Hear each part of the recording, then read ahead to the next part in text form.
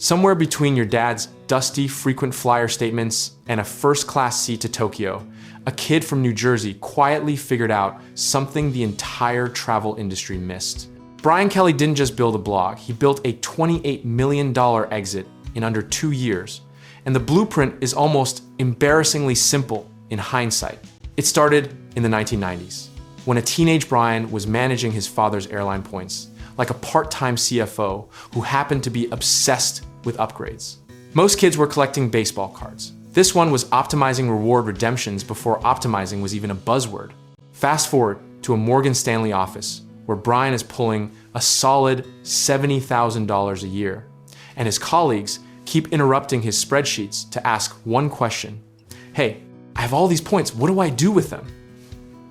He became the unofficial travel concierge of the floor, which is either a career detour or a market signal, depending on how you look at it.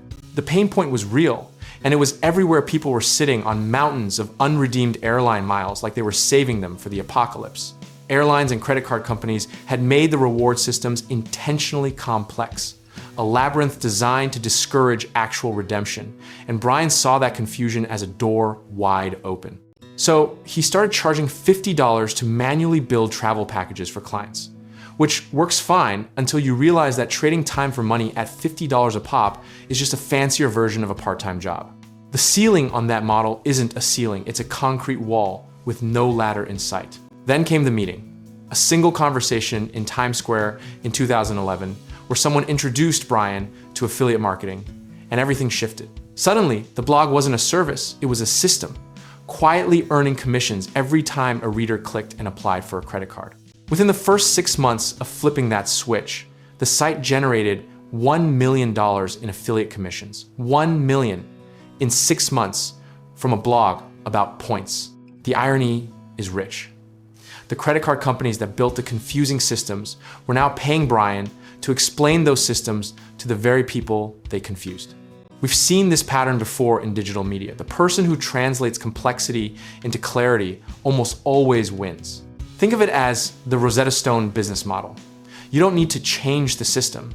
You just need to be the one who speaks both languages fluently.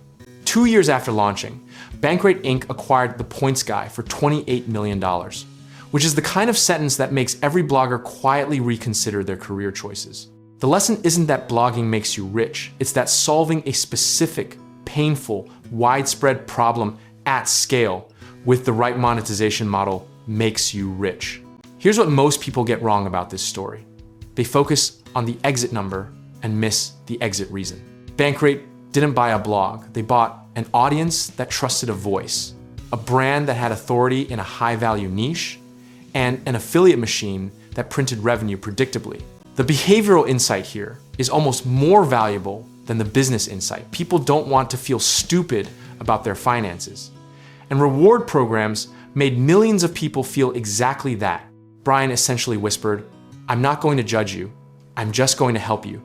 And the internet responded accordingly. You don't need to be the smartest person in the room to build something like this.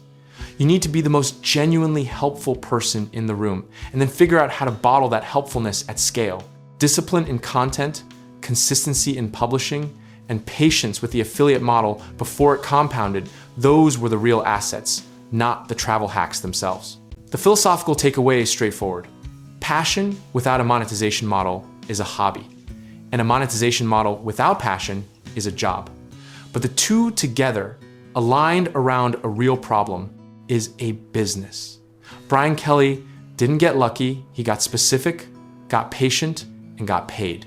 Whether you ever touch a travel blog or not, the framework here is transferable to almost any niche where confusion meets a loyal audience desperate for clarity. And if you're sitting on your own version of "I know something other people don't," the only question worth asking is, how do you make that scalable? If any of this has you thinking about building your own version of scalable income, whether that's through real estate investing, home contracting work, or finding the right lenders to get you started, check out our links in the description below.